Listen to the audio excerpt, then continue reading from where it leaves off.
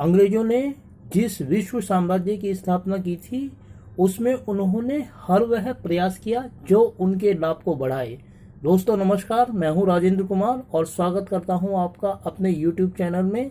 दोस्तों आज हम देखेंगे अंग्रेजों ने भारत में जिस स्थायी बंदोबस्त को लागू किया उसके पीछे वैचारिक उपकरण या आइडियोलॉजिकल बेसिस क्या थे।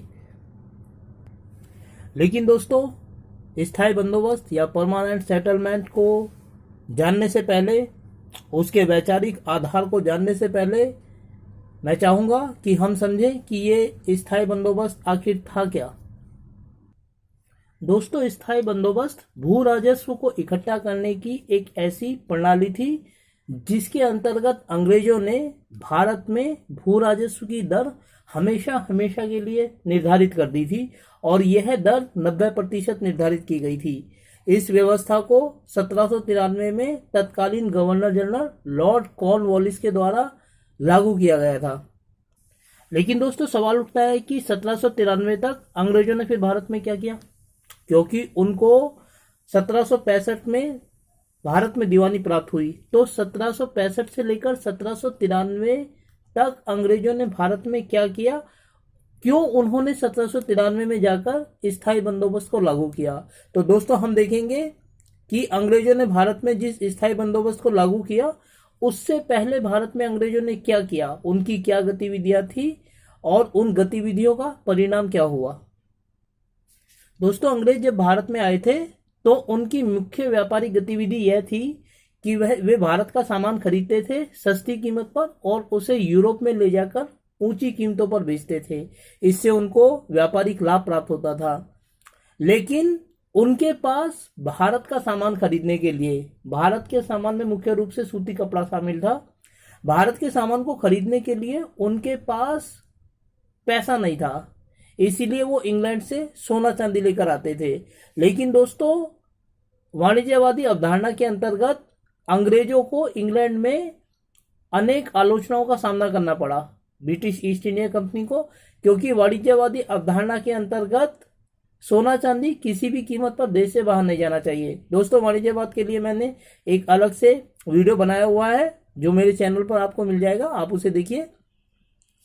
तो दोस्तों उनको, अंग्रेजों को हमेशा इंग्लैंड में आलोचनाओं का सामना करना पड़ता था कि वे सोना चांदी देश से बाहर ले जा रहे हैं, देश को पूरी तरीके से ये बर्बाद कर देंगे। लेकिन दोस्तों तभी 1765 में अंग्रेजों की समस्याओं का समाधान हो गया। 1757 में उन्होंने जो प्लासी की लड़ाई लड़ी थी और 1764 में उन्होंने जो बक्सर का युद्ध लड़ा था, उसके बाद 1765 में एक संधि की गई जिसको इलाहाबाद की संधि कहा जाता है। इस संधि के बाद अंग्रेजों को बंगाल, बिहार और उड़ीसा की दीवानी प्राप्त हो गई। दोस्तों दीवानी प्राप्त करने का मतलब यह था कि अब बंगाल, बिहार और उड़ीसा से लगान इकट्ठा करने का अधिकार अंग्रेजों को मिल गया और इसकी वजह से उन्हें इंग्लैंड से जो सोना चांदी लाने की जरूरत थी वो खत्म हो गई। दोस्तों 1765 से लेकर 1790 तक भारत में अंग्रेजों ने भू राजस्व की अस्थायी व्यवस्थाओं का इस्तेमाल किया, जिसमें उन्होंने कभी 5 साल के लिए, कभी 6 साल के लिए, कभी 8 साल के लिए लगान की दर इकट्ठी की। और इस दौरान दोस्तों बंगाल की जो अर्थव्यवस्था थी पूरी की पूरी चौपट हो गई। एक इतिहासकार है सब्यसाची भट्टाचार्य और उन्होंने एक किताब लिखी है आधुनिक भारत का आर्थिक इतिहास, economic history of modern India. इस किताब में उन्होंने बताया है कि 1770 में बंगाल में एक बड़ा भीषण अकाल पड़ा था। वो अकाल इतना ज्यादा भीषण था कि उसमें बंगाल की 1/3, 1/3 जनसंख्या खत्म हो गई थी। लेकिन अकाल का वर्ष होने के बावजूद भी भू राजस्व इतनी सख्ती से इकट्ठा किया गया कि भू राजस्व पूरा का पूरा इकट्ठा हुआ। इसी कारण दोस्तों 1765 से लेकर 1790 के बीच बंगाल में जो भू राजस्व की दर थी वो बहुत ज्यादा बढ़ गई थी। लेकिन यह जो भू राजस्व उन्हें प्राप्त होता था यह स्थिर नहीं था, क्योंकि कई बार फसल अच्छी होती थी और कई बार बर्बाद भी हो जाती थी। इस वजह से जो उनकी द्वारा निर्धारित की गई भू राजस्व की दर थी, जो पैसा उन्होंने तय किया था वो शायद ही उनको प्राप्त होता था। इसीलिए उनकी मंशा एक ऐसी व्यवस्था लागू करने की थी जो हर परिस्थिति में उनको एक स्थायी लाभ दे। इसीलिए 1793 में स्थायी बंदोबस्त को लागू किया गया। लेकिन अब सवाल ये उठता है दोस्तों कि आखिर स्थायी बंदोबस्त को लागू करने का विचार, आइडिया आया कहां से? कौन सी वो विचारधारा थी जिसने कॉर्नवालिस को इतना सक्षम बनाया, इतना कारगर बनाया कि उसने 1793 में स्थायी बंदोबस्त या परमानेंट सेटलमेंट नाम से एक नई व्यवस्था को लागू किया। दोस्तों अब हम देखेंगे कि आखिर स्थायी बंदोबस्त की वैचारिक अवधारणा थी क्या, कौन से वैचारिक आधार थे जिन्होंने कॉर्नवालिस को स्थायी बंदोबस्त नाम की एक नई व्यवस्था का जनक बनाया। दोस्तों एक इतिहासकार है रणजीत गुहा, उनकी एक बड़ी प्रसिद्ध किताब है a rule of property for Bengal. इस किताब में रणजीत गुहा ने दर्शाया है कि कॉर्नवालिस के सहयोगियों में दो तरह के लोग थे, पहले वाणिज्यवादी जिनको मर्केंटिलिस्ट कहा जाता था और दूसरे फिजियोक्रेट्स। दोस्तों हम एक एक करके देखेंगे कि इन विचार वाले लोगों का क्या मानना था और स्थायी बंदोबस्त को लागू करने के पीछे इनका क्या योगदान था। दोस्तों जो वाणिज्यवादी थे उनमें अलेक्जेंडर डव नाम के एक विद्वान थे जो कॉर्नवालिस के सहयोगी थे और स्थायी बंदोबस्त को लागू करने के पीछे उसका वैचारिक आधार तैयार करने में इनका एक महत्वपूर्ण रोल था।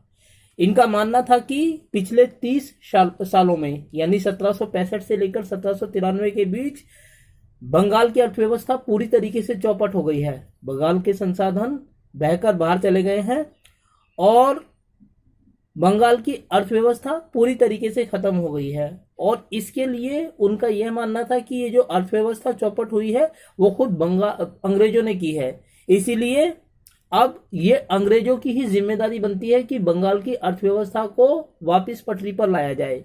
लेकिन सवाल उठता है कि आखिर बंगाल की अर्थव्यवस्था को पटरी पर कैसे लेकर आया जाए। दोस्तों अलेक्जेंडर डव का यह मानना था कि भारत में अंग्रेजों की आय का प्रमुख साधन खेती है, भू राजस्व, लेकिन अब खुद खेती ही लोगों का आकर्षण नहीं रही। इसीलिए उसका मानना था कि अब अंग्रेजों को बंगाल में ऐसी नीतियां बनानी चाहिए कि खेती आकर्षक बने, लोग खेती के प्रति आकर्षित हों और खेती करें और इससे खेती भी बढ़ेगी, व्यापार भी बढ़ेगा और जब खेती भी बढ़ेगी और व्यापार भी बढ़ेगा तो इससे खुद अंग्रेजों को भी लाभ होगा। इसलिए उसका मानना था कि अब अंग्रेजों को ऐसी नीतियां बनानी चाहिए कि खेती आकर्षक बने और व्यापार बढ़े। दोस्तों कॉर्नवालिस के सहयोगियों में कुछ लोग फिजियोक्रेट्स थे। सवाल उठता है कि ये फिजियोक्रेट्स थे कौन।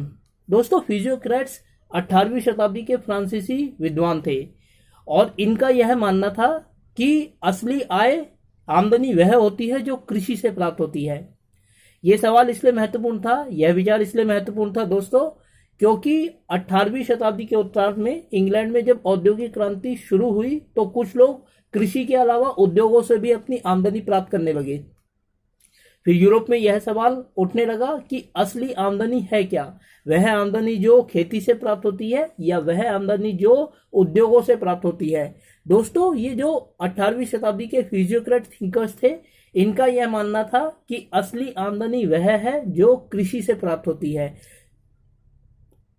भारत में कॉर्नवालिस के सहयोगियों में फिलिप फ्रांसिस और हेनरी पुतुलो नाम के दो फिजियोक्रेट्स थे जिन्होंने कॉर्नवालिस को सहयोग प्रदान किया और अपनी विचारधारा के अनुसार इनका मानना था कि खुद अंग्रेजों ने बंगाल की अर्थव्यवस्था को बर्बाद कर दिया है, इसीलिए अब खुद उनकी ही ये जिम्मेदारी बनती है कि वो खेती में सुधार करें।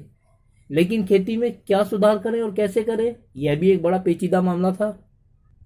खेती को कैसे आकर्षक बनाया जाए दोस्तों, इसके संबंध में फिलिप फ्रांसिस का यह मानना था कि अब अंग्रेजों को भारत में ऐसी नीतियां बनानी पड़ेंगी जिससे जमीन और खेती आकर्षक बने, क्योंकि अगर लोग खेती के प्रति आकर्षित होंगे, जमीन के प्रति आकर्षित होंगे तो वो उत्पादन करेंगे और इससे अंग्रेजों को जो भू राजस्व प्राप्त होता है वो समय पर उचित मात्रा में प्राप्त होता रहेगा।